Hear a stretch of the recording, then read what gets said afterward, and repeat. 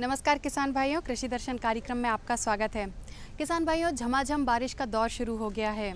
Monsoon आने के बाद लंबे समय तक बारिश ना होने से जिन किसान भाइयों के चेहरों पर चिंता की लकीरें उभर आई थी, उम्मीद है कि उनकी चिंता अब खत्म हुई होगी। लेकिन अब इस लगातार होती बारिश, अतिवृष्टि से भी हमें हमारे खेतों को, पशुधन को, कृषि उपकरणों को बचाना है। लेकिन ये मुश्किल काम भी नहीं है। अगर आप वैज्ञानिकों द्वारा सुझाए गए उपाय अपनाएंगे तो निश्चित ही इस मानसून का भरपूर लाभ उठा पाएंगे, साथ ही आनंद भी। तो आइए इन रिमझिम बौछारों के बीच में शुरू करते हैं आज का कृषि दर्शन कार्यक्रम। और कार्यक्रम की शुरुआत, जी हाँ, हमेशा की तरह सबसे पहले खबरें खेती की व मंडी भाव से।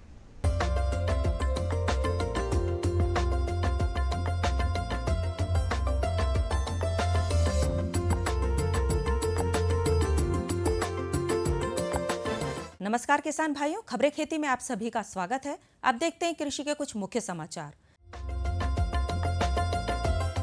बेहतर खरीफ के आसार, 10 अगस्त से उद्यानिकी महोत्सव, इल्ली से बचाएं सोयाबीन, कृषक अपनाएं वैज्ञानिक तरीका और कृषि वैज्ञानिकों की सलाह।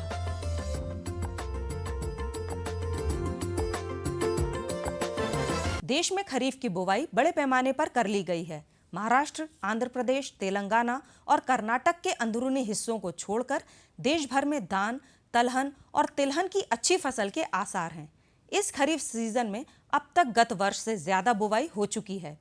कृषि मंत्रालय के मुताबिक देश में 764,28,000 हेक्टेयर में बुवाई हो चुकी है। किसानों ने इस बार दालों, तिलहनों और मोटे अनाजों की अधिक क्षेत्र में बुवाई की है। मौसम विभाग के महानिदेशक ने बताया कि अब तक देश में बारिश सामान्य से 4% कम है। जुलाई में बारिश सामान्य से करीबन 17% कम हुई है। उद्यानिकी एवं पुष्प महोत्सव होगा। पौधरोपण कार्य पूरे प्रदेश में फरवरी 2016 तक चलेगा। इस दौरान भोपाल सहित प्रदेश के सभी 51 जिलों में फलों के 15 लाख तथा फूलों के 1 करोड़ पौधे रोपित किए जाएंगे। यह जानकारी प्रमुख सचिव उद्यानिकी ने दी। प्रमुख सचिव ने बताया कि उद्यानिकी स्वर्ण क्रांति अभियान में महोत्सव होगा। महोत्सव में भोपाल और पचमढ़ी के साथ साथ तथा प्रदेश के सभी 307 नर्सरी एवं शासकीय विद्यालय, महाविद्यालय, चिकित्सालय, कार्यालयों की अतिरिक्त भूमि पर विभिन्न किस्म के पौधे रोपित किए जाएंगे। सोयाबीन में सबसे बड़ी समस्या खरपतवार की होती है। इस बार मौसम की मार से इल्लियों का प्रकोप भी घातक होता जा रहा है। सोयाबीन की फसल में जीवन काल में फसल की बढ़वार के लिए प्रारंभिक 30 से 40 दिनों की अवधि ज्यादा महत्वपूर्ण होती है। इसके अतिरिक्त प्रजनन के लिए लगने वाली ऊर्जा का संकलन भी पौधे इसी अवधि में करते हैं। इसके लिए आवश्यक है कि इस अवधि में भूमि में उपलब्ध पोषक तत्व अधिक से अधिक मात्रा में फसल को मिलें। सोयाबीन की फसल में उगने वाले खरपतवारों के नियंत्रण के लिए क्विज़ालोफॉफ इथाइल 5%, फिनोलिक्स प्रॉप इथाइल अथवा इमाजेथाए पर 1 लीटर प्रति हेक्टेयर मात्रा के हिसाब से छिड़काव करें। ध्यान रखें कि रसायनों के छिड़काव के समय मिट्टी में नमी उपलब्ध होना चाहिए। लगातार बादल बारिश का मौसम रहने के कारण सोयाबीन की फसल में कीट प्रकोप की संभावना भी बढ़ जाती है। सोयाबीन की फसल में नीला भृंग, तना मक्खी, गर्डल बीटल एवं हरा सेमी लूपर का प्रकोप हो सकता है। नियंत्रण के लिए मिथामिल 40% एसपी 30 ग्राम प्रति स्प्रेयर घोल बनाकर छिड़काव करें। ध्यान रखें, प्रकोप की प्रारंभिक अवस्था में कीट व्याधि नियंत्रण ज्यादा आसान होती है। उद्यानिकी फसलें लेने के लिए किसान भाई फसलों का निरीक्षण करें तथा उन्होंने जो फसलें लगाई हैं वे खेत में पानी भराव की स्थिति बिल्कुल न बनने दें। इसके लिए जल निकासी की समुचित व्यवस्था करें। साथ ही जरूरत के मुताबिक सब्जी फसलों में निंदाई गुड़ाई करें। अब कृषि वैज्ञानिकों की सलाह। पशुपालक पशुओं को टीका लगवाएं। किसान तालाबों में मछली पालन करें। सब्जी फसलों में किसान बैंगन, करेला, कद्दू, टिंडा, टमाटर की बोनी करें तथा अगेती फूल गोभी का रोपा डालें। फसलों में खरपतवार नियंत्रण के उपाय करें। क्षारीय भूमि में सुधार के लिए जिप्सम का प्रयोग करें। फल वृक्षों की रोपाई के लिए उचित दूरी पर गड्ढे तैयार करें। किसान भाइयों, खबरें खेती में बस इतना ही। अब आप देखिए मंडी भाव और मुझे दीजिए आज्ञा। नमस्कार।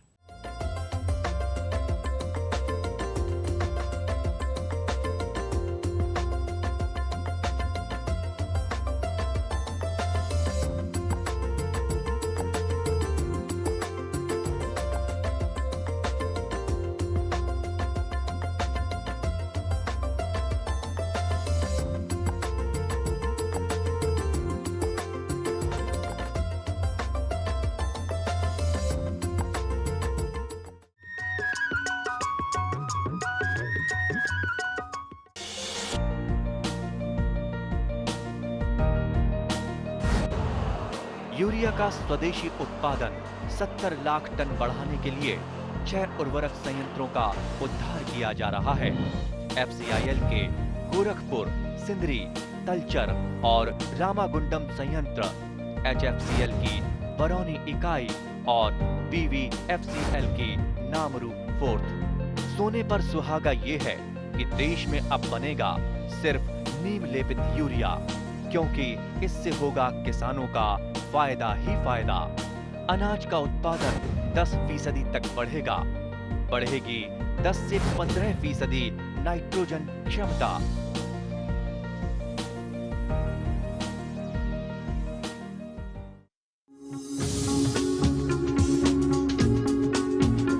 कश्मीर से केरल, अरुणाचल से गुजरात, कहानी जिंदगी की हो या खेती की हो बात, देश के हर रंग की बात राज्यों की। सोमवार से बुधवार शाम 5:20 पर डीडी किसान, बदलते भारत की शान।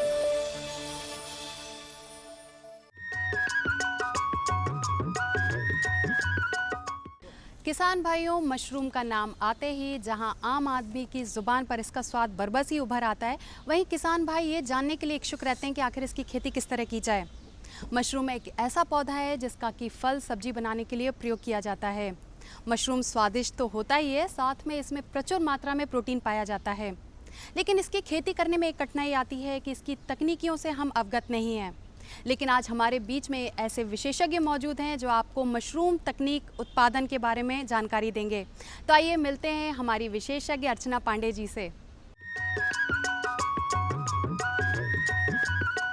आज हम आपकी मुलाकात करवाएंगे हमारी आज की विशेषज्ञ डॉक्टर अर्चना पांडे जी से। मैम, आपका कार्यक्रम में बहुत बहुत स्वागत है। नमस्कार मैम, आज आप हमको मशरूम के बारे में जानकारी देंगी। मशरूम की परिरक्षण तकनीक कैसे की जाए और उसका भंडारण किस तरह से किया जाए। तो मैम, सबसे पहले मैं आपसे जानना चाहूँगी मशरूम क्या है और इसको हम किस तरह से उपयोग में ला सकते हैं। जी, सरल शब्दों में कहा जाए सोनाली, तो मशरूम एक तरह का फंगस है जो खाया जाता है। और कहना चाहिए कि जितने हमारे अनाज हैं, सब्जियां हैं, सबसे ज़्यादा पौष्टिक गुण इसमें मशरूम में होते हैं। और यदि उसको खाया जाए या फिर उसका प्रसंस्करण करके रखा जाए तो निश्चित तौर पे जो कुपोषण की हम लोग समस्या देख रहे हैं वो दूर हो सकती है, कई बीमारियां इससे दूर हो सकती हैं। तो इसमें प्रोटीन, विटामिन्स और खनिज लवण और कार्बोहाइड्रेट्स, सारे कुछ चीज़ें इतनी ज़्यादा मात्रा में होती हैं। प्रोटीन जैसा कहना चाहिए कि जो आजकल डॉक्टर्स बोलते हैं कि आप लो कैलोरी खाना खाइए, है ना, डायबिटीज़ पेशेंट है तो सबसे ज़्यादा सिर्फ 100 ग्राम मशरूम में से 35 कैलोरी होती है। ऐसा किसी भी अनाज और उसमें नहीं होता। तो ये कहना चाहिए एक आदर्श भोजन के रूप में मशरूम को हम लोग ले सकते हैं। इतने ज़्यादा पौष्टिक गुण और उसके कई औषधीय गुण भी हैं मशरूम के। आजकल कई दवाइयाँ, कई कंपनियाँ इसकी दवाइयाँ भी बना रही हैं, कैंसर के लिए, डायबिटीज़ के लिए, हार्ट पेशेंट के लिए, है ना। और एक तरह से जैसे अपनी जो गर्भवती महिलाएं हैं उनके लिए, क्योंकि इसमें इतने ज़्यादा पौष्टिक गुण हैं। इसमें आयरन भी बहुत अधिक, फॉलिक एसिड बहुत अधिक मात्रा में होता है। तो गर्भवती महिलाओं के लिए जो हम लोग देखते हैं कि खून की कमी बहुत होती है, तो वो उसके लिए भी बहुत ज़्यादा उपयोगी होता है। मैम, परिरक्षण की कुछ महत्वपूर्ण विधियां हैं। जी, जैसा कि परिरक्षण की आवश्यकता इसलिए इसमें ज़्यादा है क्योंकि इसमें 90% तो पानी होता है। सबसे पहले हम इसको किसी जैसे रासायनिक के द्वारा पोटेशियम मेटाबाइसल्फेट या सोडियम बेंजोइड के घोल में इसको उपचारित करके और फिर इसको हम सुखा लें, तो ये एक विधि होती है। इससे आप आराम से इसको सुखा के आप 6 महीने भी इसका उपयोग कर सकते हैं, सूखे मशरूम को। और जहाँ तक कि हमारे ग्रामीण बहनें या हमारे जो कृषक भाई हैं, इनके लिए यदि हम देखें कि उनको उसका व्यापार भी करना है तो वो उसके पैकेट बना के और उसकी बिक्री कर सकते हैं। वो 6 महीने तक रहता है तो उसको आसानी से आप परिरक्षित करके, तो उसके पॉलीथिन में जब हम उसको सुखा के, जो हमने आपको उपचारित करने का ही बताया, पोटेशियम मेटाबाइसल्फेट और सोडियम बेंजोइड के घोल में, इसके बाद इसको सुखा लिया जाता है। और सुखाने के बाद फिर इसको हम पैकेट में पैक करके और उसमें सिलिका जेल या बिना बुझा हुआ चूना डाल के उसको सील पैक कर देते हैं और वो उसका हाँ। और इसी तरह फिर और भी एक सिरका में हम सुरक्षित रख सकते हैं। उसमें 1 महीने तक मशरूम को, गीले मशरूम को सुरक्षित रखा जा सकता है।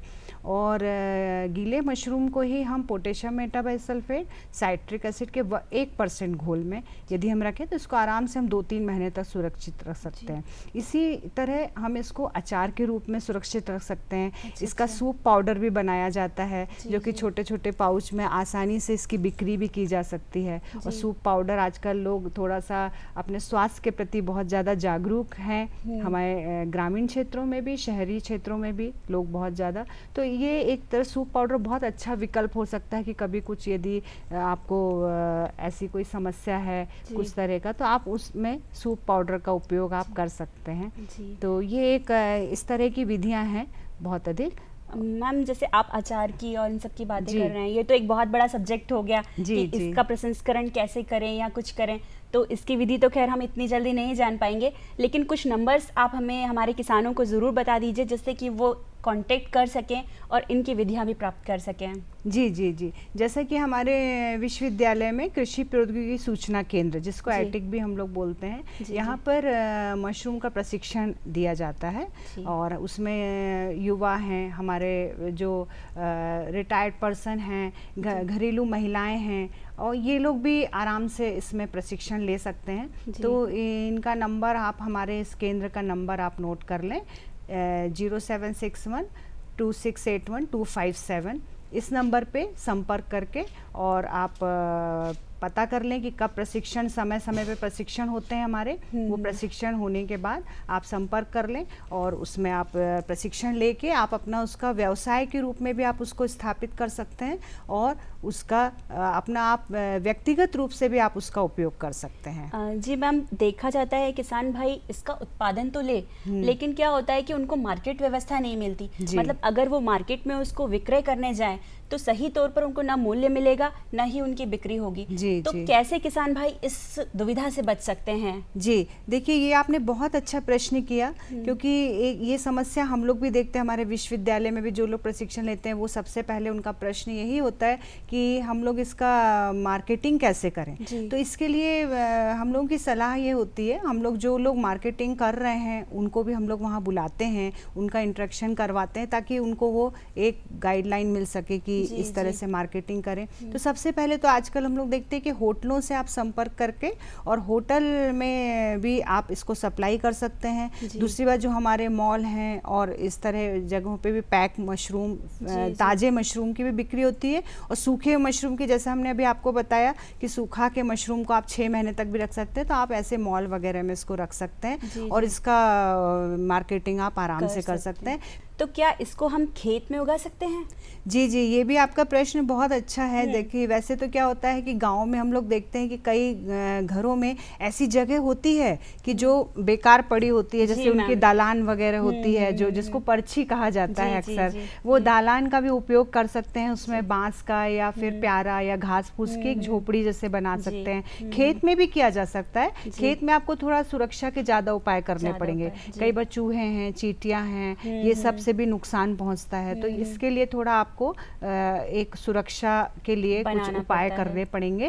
तो खेत में भी आप झोपड़ी बना के, जो घास फूस की झोपड़ी बना के, उसमें आप मशरूम का आराम से खेती कर सकते हैं। तो आपकी खेती के साथ साथ आपकी मशरूम की खेती भी की जा सकती है। जी मैम, आपका बहुत बहुत धन्यवाद। आज आपने हमको मशरूम के बारे में इतनी अच्छी जानकारी दी। तो दर्शकों, आपने देखा कि आज हमने एक नई तकनीक के बारे में जानकारी प्राप्त की। बस कुछ ऐसी ही नई नई तकनीकों के बारे में हमारे विशेषज्ञ आपको बताते रहेंगे।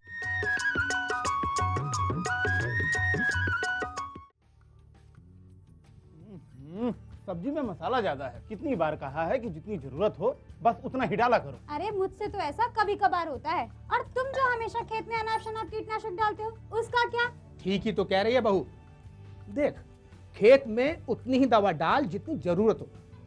याद रखो, कीटनाशक जहरीले होते हैं। डिब्बे पे लिखी सूचना के हिसाब से ही दवा डालनी चाहिए। पहले फेरोमोन ट्रैप, फ्लाइट ट्रैप, मित्र कीट, जैविक कीटनाशक आदि का इस्तेमाल करें। जरूरत पड़ने पर ही रासायनिक कीटनाशक का इस्तेमाल करें। छिड़काव सुबह या शाम दस्ताने, मास्क और पूरी आस्तीन वाले कपड़े पहनकर करें। हवा की दिशा में छिड़काव करते हुए पीछे जाएं। दवा के डिब्बे, छिड़काव यंत्र सुरक्षित जगह पर रखें। अब कुछ समझे क्या? हाँ, समझ गया मेरी रानी। अब ना करो नादानी। इसने पिला दिया ना तुझे पानी।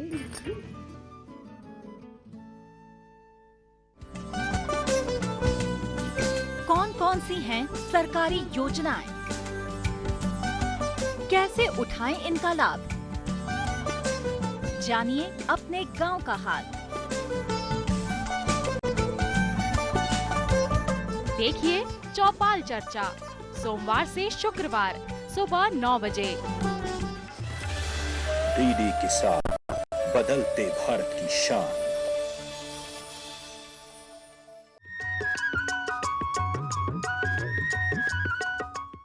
किसान भाइयों, आज हमारा देश निरंतर तरक्की की राह पर अग्रसर है और इसमें एक बहुत बड़ा योगदान है हमारे देश के किसानों का। आज हमारे देश के किसानों ने परंपरागत खेती किसानी के तरीकों को छोड़कर नए तरीकों को अपनाना शुरू किया है। उन्नत कृषि यंत्रों के प्रयोग से आज उन्होंने कृषि क्षेत्र में अपना एक मकाम बनाया है। आइए मिलते हैं आज ऐसे ही एक सफल किसान ब्रजमोहन सिंगरौली जी से, जिन्होंने अपनी नई सोच और मेहनत और लगन से कृषि क्षेत्र में नई ऊंचाइयों को छुआ है। नमस्कार किसान भाइयों, जैसा कि आप जानते हैं कि सफल किसान की उपयोगिता क्या होती है। आइए, आज हमारे बीच मौजूद हैं ब्रजमोहन सिंह, जो कि ग्राम भौरी से हैं। पहले हम खेतीबाड़ी अपने छोटे स्तर पर करते थे जी। आजकल मशीनरी युग है, मशीन से करते हैं जी। और हमारे पास 9 एकड़ ज़मीन है जी, जिसमें हम अधिकतर अपनी घर के खाद प्रयोग करते हैं जी। तो उसमें हमारी लागत क्या कम आती है जी, इसलिए हमको बचत ज़्यादा हो जाती है जी। बाकी और आपने अभी फ़िलहाल सब्जी भी आपने अपने खेत में करी है, तो किस हिसाब से कैसे? सब्जी भी लगाते हैं जी। तो वो भी सारी सब्जियां हम जो अपने रासायनिक खाद का उसमें प्रयोग नहीं करते। अच्छा अच्छा। या अपने घर का गोबर का खाद का प्रयोग करते हैं जी। तो उससे क्या पैदावार बहुत अच्छी होती है जी। अभी आपने जो सोयाबीन हम अपने खेतों में लगाया है, उसके बारे में थोड़ा सा बताइए हमारे किसान भाइयों को कि आपने किस तरीके से उसको लगाया है। हमने सोयाबीन लगाई है, 3 एकड़ में लगाई है, और उसमें हमने रासायनिक कोई भी खाद का प्रयोग नहीं किया। उसमें क्या हमारे पास गोबर गैस है, उसी का खाद हम गर्मियों में डाल देते हैं खेत में। अच्छा अच्छा। 3 एकड़ में हमने 4 ट्राली खाद डाली है जी। और उसमें रासायनिक खाद का बिल्कुल भी प्रयोग नहीं किया है। 14 इंच की दूरी पे बोते हैं, इससे क्या है कि उसमें कीट कम प्रयोग वो लगता है छीदा बोने से, और उत्पादन बहुत अच्छा देता है वो। तो किस हिसाब से कैसे गोबर गैस का इस्तेमाल कर रहे हैं, उसके बारे में थोड़ा बताइए। भाई साहब, हम गोबर गैस क्या है, अपने ग्राम सेवक साहब हैं, उन्होंने अपने को अनुदान पे बनवाई थी जी। तो हमारे पास 4-5 भैंसें रहती है जी। उसका गोबर सुबह सुबह हम उसमें घोल के डाल देते हैं जी। उसकी गैस जो बनती है उससे हमारा खाना वाना पूरा उस पर ही बन जाता है 5-6 लोगों का जी। और जो उसकी सैलरी निकलती है जी। उसको हम मई जून के महीने में खाली करके खेतों में डाल देते हैं। अच्छा। जिससे हमारी सोयाबीन और धान की फसल में वो बहुत गुणकारी होता है। अच्छा अच्छा। उसकी वजह से रासायनिक खाद हमको कम प्रयोग करना पड़ता है। पूरा खाना हमारा उस पर बन जाता है और गैस बच भी जाती है उससे। तो मतलब अगर अपन चाहें तो 4 लोग पड़ोसियों की भी हो सकती है, उसमें इतनी गैस बनती है। अच्छा अच्छा। अच्छा, ये बताइए हमारे किसान भाइयों को कि आप प्याज की भी मतलब खेती कर रहे हैं, तो प्याज के बारे में भी थोड़ा सा बताइए। मैं प्याज की खेती करता हूँ जी। 1 एकड़ में प्याज लगाता हूँ, 425-400 के आसपास कट्टी प्याज हो जाती है जी जी। जो मतलब जो है कि कम से कम रेट में भी 2 लाख की हो जाती है। अच्छा। इस साल तो इतना अच्छा रेट है जी कि मतलब इस साल तो 3-4 लाख की प्याज है वो। अच्छा, मतलब प्याज की भी, मतलब प्याज में भी किसी प्रकार का कोई रासायनिक खाद वगैरह नहीं, उसमें कोई रासायनिक नहीं। हम क्या पहले लगाते हैं, इसके बाद जो रासायनिक की जगह पे हम नीम का उपयोग करते हैं जी। नीम की जो नबोरी रहती है जी। उनको उबाल कर उसका स्प्रे कर देते हैं 2-3 बार। अच्छा। तो उस पर कोई कीट नहीं लगता उससे। अच्छा अच्छा। और हमारे किसान भाइयों को बताइए, आपने सोयाबीन भी लगाया हुआ है खेती में? जी हाँ, 3 एकड़ में लगाया है। जी जी। तो किस तरीके से आपने सोयाबीन उसको लगाया है और क्या क्या आप उसमें इस्तेमाल करते हैं, उसके बारे में थोड़ा सा बताइए। भाई साहब, सोयाबीन जो है पहले तो हम घर का ही बीज बनाते हैं, मोटा मोटा बीज निकाल के रखते हैं जी जी। और उसको बीज उपचार करके थायरम वगैरह से रख लेते हैं जी जी। और फिर जो है हम 30 किलो पर एकड़ के हिसाब से बुवाई करते हैं उसकी। अच्छा। तो मैंने इस बार 90 किलो सोयाबीन लगाई है, 1044 जी। और हम 14 सेंटीमीटर पे उसको बोते हैं। अच्छा अच्छा। जो कि मतलब अपने को 7-8 एकड़ के हिसाब से उपज मिलती है उसकी। अच्छा अच्छा। बाकी और इसमें आप क्या खाद्य पदार्थ क्या क्या इस्तेमाल करते हैं, इसमें क्या क्या डालते हैं? वो हमारी गोबर गैस का खाद डालते हैं जी। और हाथ से चलित जो कुरपे रहते हैं जी। उनसे हम गुड़ाई कर देते हैं, बाकी कचरा दूसरा हमारे में होता नहीं है।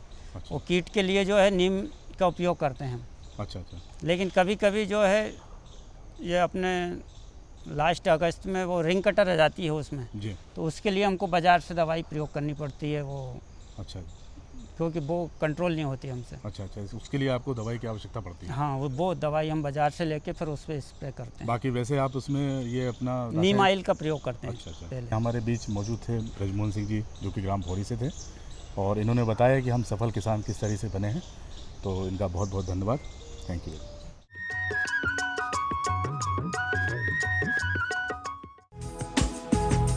पशु नहीं अभिमान है, किसान भाई की शान है, आय का है माध्यम, परिवार का सम्मान है। पशुपालन पर आधारित विशेष प्रोग्राम हमारा पशुधन, गुरुवार और शुक्रवार शाम 5:30 पर। डीडी किसान, बदलते भारत की शान। मुद्दा 1। खरीफ की फसल का मतलब ही यह है कि भाई जो मानसून की बारिश होगी उसी पे ये फसल जो है आगे चलेगी। राय अनेक। फसलों का और प्रजातियों का चुनाव सही से करें। विषय विशेष पर होगी जमकर बात। कैसी भी परिस्थिति आएगी तो किसान डटा रहेगा, किसान डटा रहेगा तो देश के लिए अन्न पैदा होता रहेगा। देखिए विचार विमर्श शुक्रवार शाम 7:30 पर। डीडी किसान, बदलते भारत की शान।